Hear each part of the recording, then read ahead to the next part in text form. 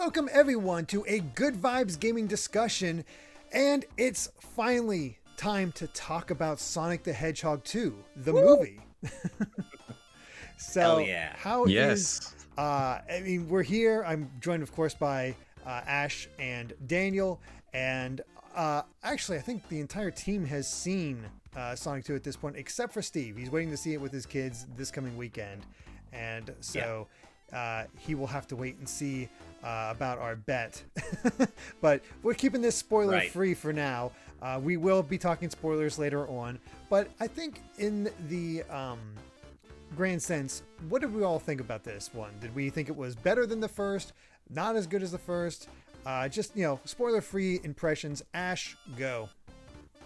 So you see this smile on my face right now? I had a smile this big or bigger on my face pretty much the entire movie. I think straight up, this is the best video game based movie of all time, and I really don't think it's even close. I like Sonic 1 a lot. I think it's a great movie. I think it's a great movie for fans. A good family friendly movie if you're not a fan. But Sonic 2 goes all in on the fan service, and I think if you're a Sonic fan, it's better than the first movie across the board. And I loved it. I thought it was great. Is it maybe like the perfect movie from an Oscar standpoint? Of course not. It's not Oscar bait. I'm sure there are ways you could tear it apart if you're looking at it from a film critic standpoint. Sure, maybe. But I don't care about that. I'm not a film critic. I care about Sonic. And as a Sonic movie, this film delivered on every front for me, period. I'm so happy with how this movie turned out. How about you, For sure. Straight up. Like in recent years, video game movies haven't really had the highest of bars to clear, honestly. Detective Pikachu and Sonic and the first Sonic movie, those two are probably the best like video game based movies we've had. But then Sonic 2, as Ash said, I think it surpasses that, and it's probably one of the best like video game adapted movies that I've ever seen. Just the fact that the first movie kind of was afraid to kind of lean into Sonic. You can see in the promotional art, Sonic wasn't really like the forefront. They had him kind of with the whole shadow cast, as we all remember. But this one, like Sonic is right there on the front of all the promotional art. You see him right there with Tails and Knuckles. Like they're definitely out there to capture the fans' imaginations, and especially with all the references, even in promotional art from Robotnik grabbing the 2 with Knuckles inside of it. Good. Like there's so many references for older fans, and it comes across throughout the entire movie.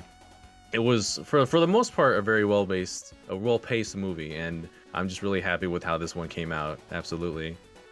Yeah, I concur. I had a lot of fun with this. I went with Amy's boys, so we had a little bit of a boys' day out because we went for a matinee showing. So, and it was a good time. They had fun. I had fun. It was cool seeing all the Sonic references. And hey, we got more Sonic in this Sonic movie. It wasn't like humans did not take up a lot of time in this, other than like Robotnik and Stone. And of course, you got the other humans in there occasionally, but overall, it was just a lot of fun. And yeah, as Ash said, you could easily pick this movie apart. There's plot holes, there's things that don't make a ton of sense at times, but for the pure spectacle of it, the fun of it, a stepping stone to get to where video game movies can be regarded in the same way as comic book movies now, where they are well regarded.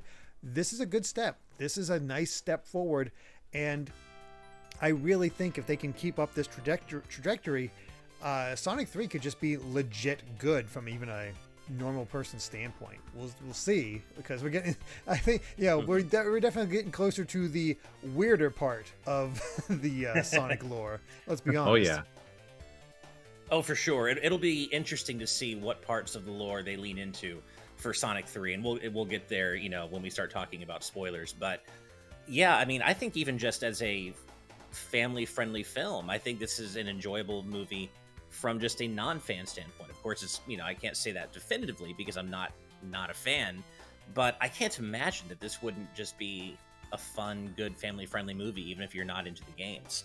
But for me, as you all know from what I said prior to the movie and what I was so excited about, the thing I wanted to see most, the part I was most hyped about, was Tails. And God, did they nail Tails perfectly with this movie.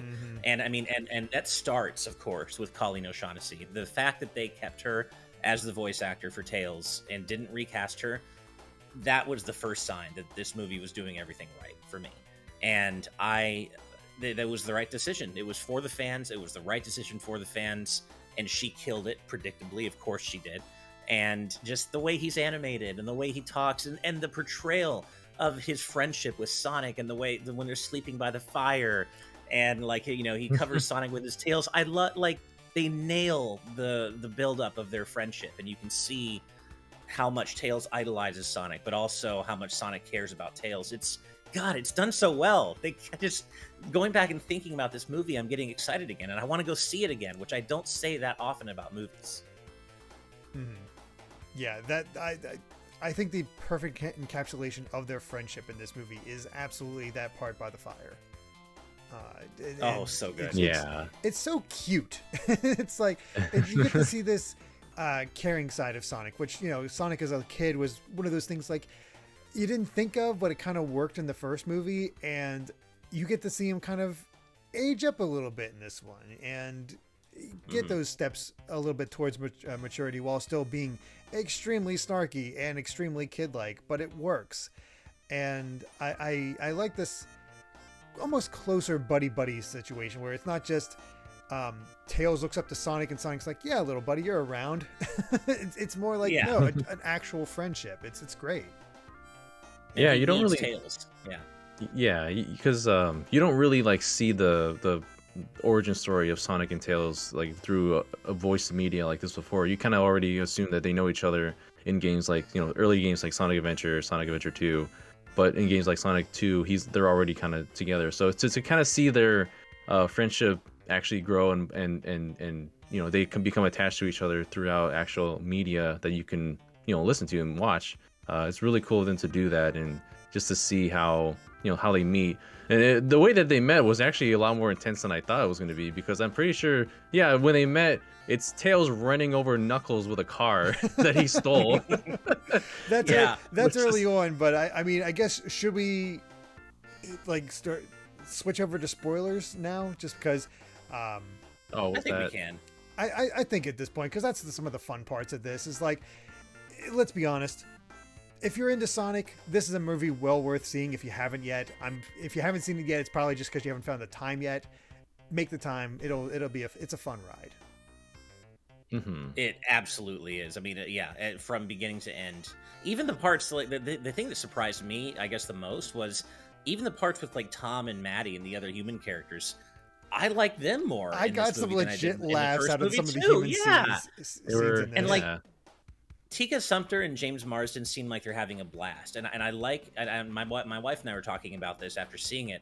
We love that they seem to be having a blast and taking it seriously. They're not just like, oh, this is a paycheck, this is a dumb kids movie. They seem like they're really having a great time and giving it their all. And then, of course, you come to Jim Carrey, who, God, how he has made that role his own. And I know there have been talks about maybe him retiring, and they're not going to try to recast him if he does retire. But and that's a good decision. But I do hope he comes back for Sonic 3, because God, his Robotnik is just perfect. It's so good. I enjoy watching him on screen so much. I think he was a little more entertaining in the first movie, I'll be honest. Fair enough. But by the end, I think he matches that energy that he had in the first. But yeah. I think Larkrin kind of nails it here in our live audience chat, saying, I feel like Jim Carrey wasn't as kooky as in the first movie, but his sinister attitude makes up for it. And maybe he's, as you said, Derek, maybe he's not quite as funny, but he's still pretty damn funny, and he just takes over whatever scene he's in. Oh, yeah, absolutely. And I think just in the first movie, he kind of just had that kooky, crazy personality to start with, but in this movie, I almost said game, in this movie, he actually has like the vendetta against Sonic, so he's a bit more sinister. He has more of a plot to get revenge against him, and also to obtain the power of the Master Emerald and all that nonsense. As far as like, go ahead. I was just gonna say, I love the obsession part they put in there. Like right from the moment you see him, you can see that he now has this obsession over Sonic. Yeah. And that ends up being kind of his undoing. He's so focused on taking out Sonic that he kind of loses sight of his larger goals because he just wants to take Sonic out. And yeah, but I agree. There is no Eggman or Robotnik line in this movie that was as funny as "Let me show you what's in my egg sack" from the first movie. That's still number one. That is number one. There is a line in here that killed me just in its simplicity. And before I hit that, I don't want to spoil specific scenes, so I'm going to go ahead and toss up the spoiler warning. If you haven't seen it yet, Sure. Again, go see it. I love it, and it's a good time. I think somebody said 8 out of 10. You know what? That's pretty solid. I think that's a good 8 out of 10 makes sense. Yeah. For this movie.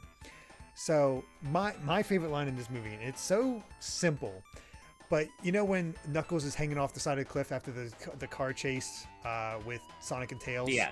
And you know, it looks like Eggman's getting ready to betray him already, and he's like, you know, I'm a proud warrior. You think these machines can stop me? Oh, they're stairs, and just calmly walks up. So I don't know good. why it just caught me off guard and made me laugh. It was just amazing. Idris Elba can play great. that lovable idiot role pretty well with Knuckles, and that's kind of like where it's like, okay, yeah, he's this tough guy, but he's also playful in his portrayal as well.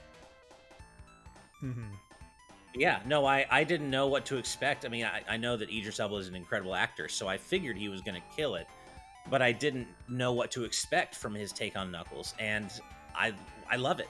I think he did a great job. He was at once menacing and funny. I'm looking forward to seeing more of this version of Knuckles for sure in the series they're doing for, I don't know, Paramount Plus or Netflix or something. And in the next movie, I just and also just the CG that they animated Tails and Knuckles with. I mean, they just look so good. They looked exactly the way I wanted them to, and especially the way Knuckles runs and the way he fights. It's very much what I wanted to see from a movie version of Knuckles. And I'll tell you what, guys, toward the end of the movie, when they do the fist bump and you see them fighting Robotnik together, all three of them for the first time, we got the Sonic Heroes the whole formation. theater. Oh my God, the whole theater was cheering. I was screaming. It was just, it was the best. It was the best. I love the emphasis. Again, we talked about the characterization of Tails being great, just as much as perfect as with Knuckles, because they found that balance. He's not an idiot. He's just extremely naive, but also really freaking strong. And that is really strong. It's something even the games have struggled with, where they've made him too much of an idiot. He's just naive and doesn't understand anything. And there's some fun lines. I love how he calls what is it exactly he calls Stone, like Goat Milk Man. Oh, or so, the Goat Milk Man, right, like yeah. that. Right. it's and great like and that. Speaking of Agent Stone, I just continue to love this character to death. He's just so ridiculous. He's back, and he's so he got so much more of a role too. He didn't just much. disappear. He was there the entire time, Yeah. which is great. And I love the beginning too, where Robotnik had his own Agent Stone on the Mushroom Planet, and I thought that was really fun. And the whole thing where he was trying to make coffee, and the little Sonic figure he had getting crushed. Like, there's just so much visual humor in this movie that I just super enjoyed. Like, I not sure who said it. I'm sorry, but in our live audience chat, it was Manita saying on a critical level, I'd go maybe like a 7.5, but on an enjoyment level, easy 10 out of 10. And that's how I'm feeling about this. From a pure enjoyment perspective as a Sonic fan, this was a 10 out of 10 easy for me. It's just, yeah, so many things to talk about. Oh man, what's the big thing to cover? Like, I mean, because unfortunately we don't have a ton of time to do this, but were you guys caught off guard? Because I'll be honest, I didn't, until it happened, I completely forgot that this was in pre-production, in the pre-production stills.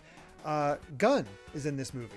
I completely forgot that they had shown that in like people catching sight of certain things or certain scenes, and maybe not the most threatening, but I gotta say that swerve at the wedding I did not see coming. I didn't either. Straight up, I had not recalled that Gunn had ever been discussed in relation to this movie. So when that revelation happened, I was like, oh Gun, this is cool. They're pulling more stuff in from the games. This is great. And I like that it seemed to be kind of an amalgamation of certain plot points pulled from both Adventure 1 and Adventure 2. Like, obviously, the temple that houses the Master Emerald isn't in the middle of the ocean in Sonic Adventure 1, but it's clearly based on, the race of echidnas and Tikal's people and the Lost Temple area from Sonic Adventure 1. And so I like that they were able to take certain things from different games and adapt them in a way that makes sense for the movies. Yeah, part of me was waiting for like an island to rise into the sky when they got the emerald. I was like, are they gonna do Angel Island? But the temple in the ocean was also like perfectly serviceable as well. So it works. But yeah, like the things just seeing Gun there, and then when I saw Gun, I was like, oh, they're gonna go that direction, aren't they, for the next movie? That was the signal for me as far as where they're gonna take it.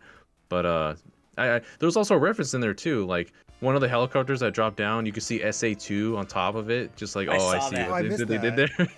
So many fun little references, like from the very beginning, you see the same shot as Sonic Adventure 1 looking down on the police cars, but we already saw that because that was in trailers. And then I think it was during the dance-off that he did the box art pose for Sonic Adventure 1 as well, just for a split second there. I caught that so many great little references that we caught there. Yeah. Also, I said Lost Temples. Sorry, I meant Lost World in the Mystic Ruins area in Sonic Adventure. But yeah, there were so many cool little references, and one of the laugh out loud ones for me. And I know this was in the trailer, I believe it was, but it still got me. Was when Tom is at the wedding and his phone goes off and it's Green Hill Zone, and I'm like, it's just such a fun little thing. But I'm like, Tom, okay, it happens to all of us. Sure, we all leave our phone on sometimes when we shouldn't. Fine. How did it happen twice? That is a good question. You think with him fumbling with it, you would have thought he put it on vibrate or something. Yeah. But how did he not put that phone on silent after the first time? Yeah. Obviously, as soon as he did that ring trick, I was like, oh, I know where this is going. I didn't expect the punch out moment, but I was like, oh, okay, this is definitely going to cause some awkwardness later. Right. But man, it's I forget Maddie's sister, Rachel. Rachel is a scene stealer in this during her rampage. Like she is. Like I think they realized how much fun they had with Rachel getting tied up in the first one, and then they just decided, like, we're just gonna let this woman go unhinged after her wedding gets ruined, and she finds out about Operation Catfish, which is just amazing. That was fantastic. And yeah, she, as he said, she steals every scene she's in, and it's Natasha Rothwell. She was great. And I know they're probably the least interesting parts of the movie, the parts that are based on the human characters, but I enjoyed the wedding part, the whole wedding sequence, the during it, after it, the gun reveal, the whole fact that her fiance was an undercover agent. Getting to see Tails' gadgets in play. Yeah, we got to see Tails' gadgets in play, and I guess maybe the scene in Siberia with all the dancing, like in the bar, maybe that's the low point of the movie. But even then, I had a good time, and I liked their dancing, and it was silly and fun, and even the parts with the human characters where they're the focus. There aren't that many, but when they are, it's still very enjoyable, and I'm weirdly enough looking forward to seeing more of Maddie and Tom in the future movies. I think they're great, characters for these movies, and great foils for Sonic, I guess. I never expected that Olive Garden guy would end up being the head of Gun. I know, right? You saw that forgot coming. about that. That was a new one. Yeah, I did not see that coming. There were a few things we've mostly already talked about that I genuinely didn't see coming, and like actual plot twists and stuff, mainly the gun stuff, I guess. But I like that it went in directions that even as a fan, I wasn't always able to predict. Some of the stuff I did for sure, but not everything. And it just makes me so excited for Sonic 3. And for sure, as everybody mentions, those final 20 minutes. Oh my god. Oh, they're fantastic. My god. It's just completely unleashed. It's like, all right, here, have a Sonic movie, like pure Sonic movie. Right. There you go. And just, as soon as I saw the biplane carrying the wedding banner, I was like, there's the origin of our tornado. Awesome. There's the tornado. Tornado. I love that.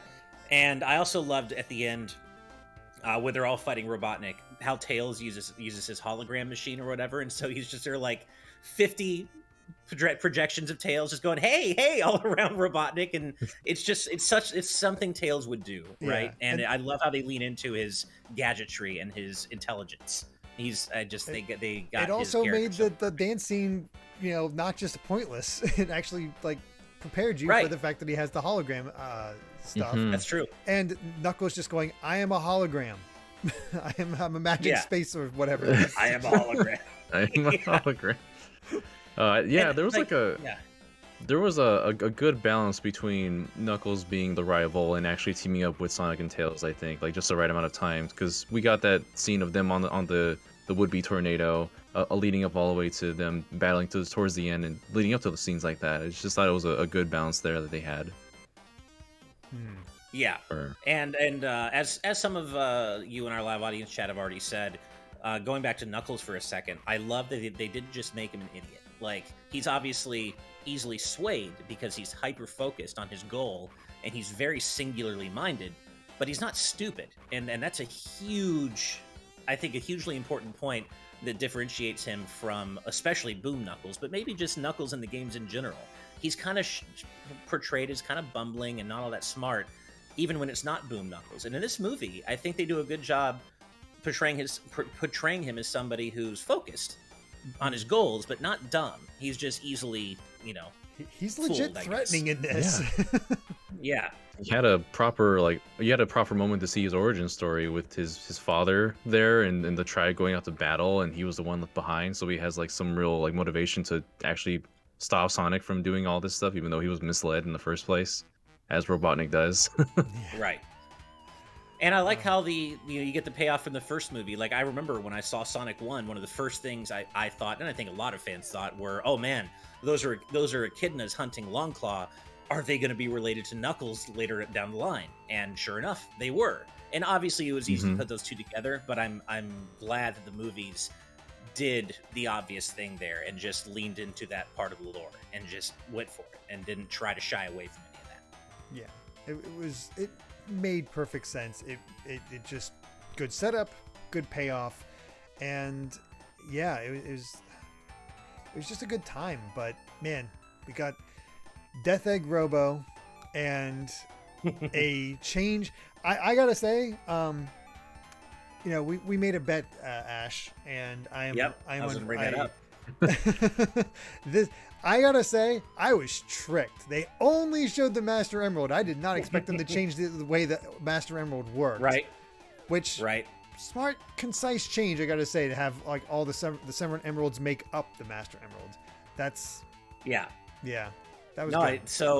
For those of you who are listening who are not aware, Steve and I had a bet with Derrick on a GVG cast a couple of weeks ago where Steve and I called Supersonic being in Sonic 2, and Derrick was like, I don't think so. So we bet $5 on it. So Derrick now owes me and Steve each $2.50.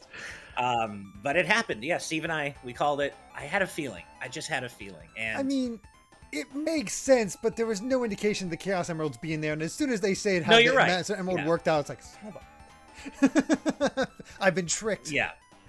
Yeah, that was something I wondered about, because I was wondering, like, are they gonna potentially go the Sonic Adventure 1 or 2 route, because chaos is within the Master Emerald in that game. So knowing that when it broke, there's no chaos, it's just the Chaos Emeralds that make it up. That's when I realized, okay, yeah, I guess we're gonna go in this direction, aren't we? But I guess it makes sense, and that Master Emerald will just be prone to breaking no matter what medium it's in. Yeah, yeah, it works, and I think it makes sense to skip chaos in favor of our post-credits sequence. Right. Which, I think that was what we all probably thought was going to be the post-credits scene. It's probably the most popular theory, but even seeing it play out, even knowing that it might happen, seeing it play out and seeing what he looks like and seeing Shadow's eyes open, perfect way in the movie. And my whole theater was just screaming. They're like, yeah! We were all yelling. It was, I saw it with a perfect audience. It was great. I was, again, with kids, and it was fun to see kids get excited over a bunch of elements of Sonic, but, they weren't screaming over Shadow or anything like that, so... You know, I'm down with that. But man, Supersonic, that is the closest we'll ever get to seeing a live action Super Saiyan, because it just that sheer power as well. That was amazing. And they nailed it. He looked perfect. And I told my wife, and she thought so too. I was like, I think we're about to see Supersonic. She's like, oh, we're totally about to see Supersonic. And so when it actually happened, it was just, he looks perfect. He looks perfect in this movie. And I think my single favorite moment, I think my single favorite moment in this whole movie is when Robotnik is doing his giant Death Egg Robo swing to try to hit him. And God, my voice, I'm so sorry. And Supersonic's just like, bam. And it's nothing to him. No. And it's a total Super Saiyan move to just stop it like that. You know? Perfect. Yeah. Yeah. See, even the LA police are hype over Supersonic as usual. But yeah, that was definitely my favorite scene in the movie, I think. Just effortless, you know. And as Cheeto Cobra in our live audience patron chat mentions, that line was great. Knuckles saying, never mind, he is exactly the same Sonic you know, just warping in that chili dog. It was so good. That was so over the top. Yeah. Oh, man. It was just, I'm just talking about it now with you guys. I'm just smiling because I'm so happy as a Sonic fan that this movie turned out the way it did. And it gives me utter confidence in these movies going forward. Not that I didn't already have it, but I have even more confidence now that they're going to kill it with Sonic 3. Sonic 3 is going to be interesting because how many characters... Okay, obviously we're getting Shadow, but are we going to get Amy? Who's our what's our villain? Are we going to have... Big the Cat. Like, are they really going to pull the trigger? We got Sonic, Knuckles, and Tails already. You know, it makes sense to have Amy show up there. We got Shadow being introduced, but Shadow obviously isn't going to stay the villain. Are they going to do the Bio Lizard, or are we going to see Metal Sonic? Because I'll be honest, I'm actually a little surprised we got no indication of Metal Sonic in this. I feel like Metal Sonic is probably the likeliest way, or you know, maybe what they could do. Fortunately, because of the nature of Robotnik as a villain, they have avenues to kind of write themselves out of Jim Carrey retiring. Right?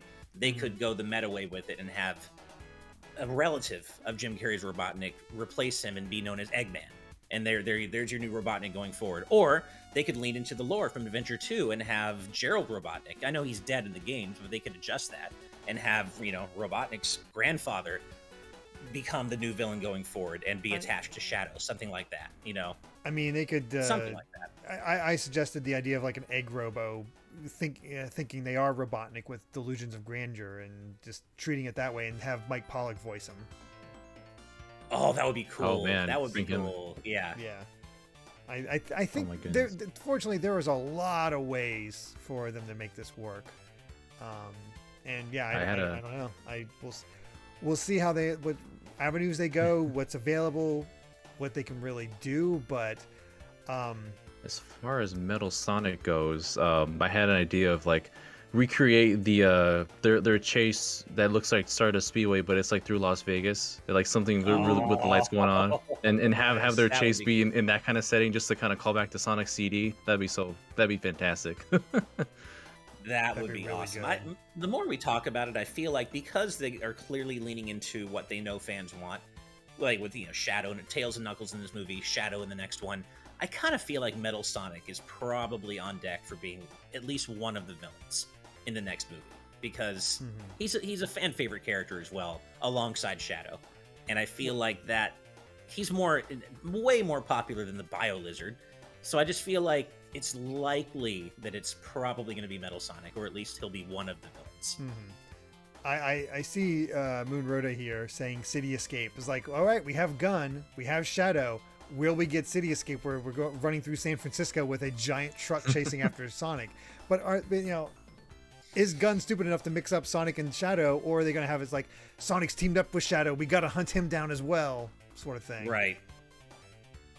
So. I still laugh at the fact that they confuse a black and blue hedgehog together in the actual game. Right. But hopefully do something more in line with that, Derrick. Yeah, there's definitely ways they can get around it to make it sound make a bit more sense. And I'm seeing a very popular suggestion of who to voice Shadow being Keanu Reeves. Which Oh hell yes. did you guys get that Legion of Super Pets trailer in front of the movie? No. Oh, you didn't? No, we didn't. There's a Super Pets movie for DC, like got Crypto the Super Dog and Ace the Bat Hound, all that. Oh, okay, fun. And in that, Keanu Reeves is voicing Batman. And That's cool. honestly, it'd be a pretty good Shadow voice as well. Right. Well, I can would see that. love to see Keanu Reeves as Shadow. However, Sega, if he's not available, I am. So, if you need another Shadow, you can hire me. But I'm just, I'm sure they're watching or they're gonna listen to this, and obviously they'll call me. But yeah, of course. Yeah, just saying. No, I think Keanu Reeves would be amazing to see as Shadow. Whoever they get, though, I mean, they obviously have struck a really good chord with recasting certain actors as well as keeping certain actors in Colleen's case. So I feel like we can hopefully count on them to strike the right chord here, literally, and get the right person for Shadow. Would they keep Amy's voice actor if she gets in it, or they think they would recast I her? hope so. I think they should keep her. They should keep her. Like, yeah, she is Amy. I just feel like she captures her personality perfectly. And I would hope that if she is in this movie that they don't recast her, or in Sonic 3 that they don't recast her. Yeah, I can see that. I had an idea. Where is it? For whatever reason, have you ever heard Kristen Wiig as Lola in the Looney Tunes cartoon, the Looney Tunes show? I have not. Where she is absolutely insane in that show, and really actually gives Lola a personality. If we can't get that, the actual voice actress for Amy, I think Kristen Wiig as Amy with that same sort of energy would work really well. Yeah, I haven't heard her, but I believe you. I'm sure that could work out well. I just hope that if they do bring Amy into the movies, I hope she's a reflection of the way she is in Sonic Boom. Like, I don't want her to just be chasing after Sonic the whole time, just be love's truck. Like, I want her to be sassy and fight with her hammer and be a badass the way she is in Boom. I just don't want her to be just that hanger-on character, Makes sense. Then also give her her classic outfit. I think that'd be fun to see. Oh, that'd be fun. Oh man, Ben makes a great point here in our live audience chat, saying Super Sonic and Super Shadow versus Metal Overlord. My heart. Oh, what God. if they did do that though? What if they did that? What if they adapted Sonic Heroes' final battle for Sonic 3 and made it all about Metal Sonic and him transforming into two of them? Oh my God, you guys, that would be. Here we go. A quill from Sonic, a quill from Shadow, powering Metal Sonic in order to do that sort of stuff, and he gets a hold of the Master Emerald to become Metal Overlord and stuff like that. Oh man, that or maybe we see something adapted from Sonic 3 and Knuckles where they either that or Sonic Adventure 2 where they finally take the final battle to outer space. The Death Egg is there and they're clashing in space, and that's the big final Would battle. they go for the Death Egg? I can't. Maybe. I wonder. I don't know if they go for the Death Egg, but yeah, we got the plot written out already, guys. You just gotta exactly. ship it out. So here's a question. Oh, go ahead, Derek. I was gonna say we got as Muruto also points out, Maria. We need to cast Maria. Right. Maria. And I wonder because when I explained Shadow's backstory to my wife, she was shocked at how, frankly messed up it is, and how dark it gets with Maria getting, executed by firing squad essentially. So I don't think they're gonna lean into it that much. Like, Maria might be a factor, but I feel like they're probably gonna sanitize that part of the story a little bit. That's pretty dark in hindsight. Yeah, I can see that. Like, I'd be shocked if they were to keep at least, maybe she died another way or something, who knows, but I just would be shocked if they kept that specific part of their backstory, because that was pretty dark, even for a Sonic game, So I love how you say even for a Sonic game. Like, Sonic gets that dark. You're right. No, pretty dark by any standards, I guess, especially for a Sonic game is what I meant to say, because it's essentially a kids series. But here's a question: do we think? and I'm not saying it'll happen in Sonic 3, but do we think we'll ever see Hypersonic? Will they lean into that part of? I don't think so. There's the I don't Chaos think they'll go Emeralds, the Super Emeralds. No. Okay. I don't think they'll go that deep. I mean, that was literally only like in Sonic 3 and Knuckles, Right. where we see Hypersonic. So probably, I agree. I don't think we'll see. And they literally stopped it because, like, we don't want to copy Saiyans too much. Right. Oh, Jaden Buck in the Forgotten Land is saying, imagine Anna Kendrick as Amy. You know, I could actually see that. Yeah. I could hear her as Amy. Yeah, Yeah, absolutely. definitely. There's a lot of possibilities in there. There's a lot of good lore to ones. pull from. I'll put this out there right now. There is no way they're pulling that Rouge button yet. Oh, yeah. Oh no, that's a territory we don't want to venture too far into right now for live action. No, definitely not. Yeah, I don't think we'll see Rouge yet. Maybe ever, who knows? But I don't think we'll see her in Sonic 3 if we do. I think there's no way we're going to see Rouge before Amy, right? I mean, there's just no way that's possible. Maybe at the same time as so- Amy at best, but definitely not before. Right. And as Juan points out, yes, Maria got killed by a gunshot, but she had a disease similar to AIDS. That's true, but she still got killed by a gunshot. I mean, Right. that's the end result was still really messed up. So the funny thing about Rouge is, you know, they would tone her design down, which good. Finally, you know, I don't care about that, but you know, there'd be a stink raised. People are like, Totally. "What? Yeah. How could you?" Oh, I mean, you know, people are going to be like, wait, Rouge isn't as sexy as she's supposed Like, to be. I mean, there were people asking not Idris my Elba Rouge. if he played sexy Knuckles, and he was like, what? not on purpose. I mean, I saw a lot of people say, like, after seeing the movies, like, referencing that tweet, is like, yeah, they failed. He failed. It's like Knuckles is sexy. Like, Yeah. I think you just really like Idris Elba's voice. I love that his take on Knuckles. I think that both visually and in terms of casting him as the voice, I think they was great. nailed the portrayal of Knuckles more than I ever could have hoped, alongside Tails. And I think that's what this movie, what it all comes down to for me in the end, is the fact that they brought the trio together, and all three of them were done perfectly, in my opinion. And just seeing them together on the big screen, seeing them fight Robotnik together, doing the fist bump, it was just everything I love about these games just on the big screen. I felt like a kid the whole time. And what more do you want from a Sonic movie, right? Yeah. Sonic's there's designed for some- kids. Kids love it. Go ahead, Daniel. Yeah. Yeah, there's something about seeing the blue, yellow, and red together. Yeah. Those three colors that just bring back that kind of joy I had from back then. Something about that just instantly reminds me of those three, and it makes me very happy inside. Same. So do we think in Sonic 3's post-credit scene, might we see Silver? Do you think they're ever going to bring Silver in? Oh, Is he that popular? Like, I need to see a popularity do we poll. need Silver? I 'Cause- think he's become popular in games other than 2006. I think Me- he's enjoyed a kind of I'd- a growth in popularity. I'd Maybe. rather see Blaze the Cat first. I was than gonna say, Silver, I think I'd rather honestly. see Blaze me too. first. I would too. Yeah, give me a Blaze. Like, would be Silver's awesome. fun. I don't mind Silver, but I think that would just make people a little unsure. Yeah, I don't care about Silver Mhm. myself I particularly. think I'd much rather see Blaze, Blaze alternate dimension type thing, like, that could work. or Metal Sonic if he's not the villain in Sonic 3. True. If they just tease Metal Sonic, that would be perfect as well. Yeah. Could definitely do that, or find a different way to bring in chaos. Oh, that too. That's That true. too. So Give me. I want to see little Chow babies in there, and then like that's see true. Sonic Oh, caring God. for a little Movie Chow. Yeah, we love need that. some movie chow for sure. Or, maybe we don't know what's going to end up happening in Sonic Frontiers. Maybe they'll, bring in something that's based on that game's lore. Who knows? it could we be. never- I mean, Possible. It's Don't know. time for Infinite. Oh, God. no. Oh, God, No. not Infinite. Oh, that would be infinitely Zavok. disappointing. Yeah, Yeah. there we go. Oh yeah, bring in the deadly. What is it? The Deadly Six.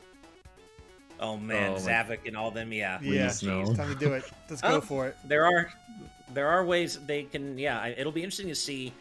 It'll probably be primarily based on whether or not Jim Carrey comes back, right? Clearly, they Yeah. left it open on Right. purpose. He could easily be shown to be, dead because of what happened, or he could have somehow lived. But I think they left it open on purpose, and I think whether or not he comes back is probably going to mainly inform the direction they take. But I hope he comes back. He wants to retire. Man deserves to retire. What a career. But damn, selfishly, I want to see him come back. I hope he does. And he enjoys playing the role. He does not do sequels that often, so he has genuine love for this character. So. And as I understand it, this was the biggest opening of his career, like monetarily, in terms of its opening night box office take. As I understand it, Sonic 2 was has made the most money out of any of his openings. That doesn't sound right. Really? It feels wrong. It surprised me too, but it came up in some news article. Huh. I would not have expected that. But, yeah. Yeah, Jim Carrey's, it's Jim Carrey's highest 3-day domestic opening. Okay. Is what it is. Oh, I see. Okay. Yeah. But, yeah, I guess that's pretty much all I have to say about Sonic. It's just, again, just a good time. I just wanted to geek out with you guys about all the cool moments. That's really what this all is. I only wish Brandon could have been here to geek out with us, because he loved it as well. He just loved it. I have no doubts that Steve will too. Can't wait to talk to him about it, but I'm glad that at least the three of us could get together to just nerd out about this really fun movie, and I can't wait to see the next one. Absolutely. Yeah, cannot wait, because Sonic 2 was like one of my first, that was my first proper introduction going into 3D Sonic games, because I played it on GameCube when it was Sonic Adventure 2 Battle. I don't know why they brought out 2 before 1, but I really love that game. I have a soft spot for Sonic Adventure 2, so seeing what they do with that in movie form is going to be really exciting, and can't wait. I'll tell you why they did 2 before 1, because Shadow is the second most popular character in the franchise. They know, they got to introduce Knuckles beforehand, but Shadow is as soon as possible, just because of that. Yeah. It's like trying to get Venom in as quick as possible in a Spider-Man movie. Right. So. Anyway, I think that about covers it for our Sonic the Hedgehog 2 movie review, discussion, whatever, our thoughts on it. Thank you so much for watching. And if you enjoyed this video, please consider supporting us on Patreon at patreon.com/gvgaming. But even just subscribing to the channel and ringing that bell helps us a ton. Until next time, bye. Bye. We'll meet again.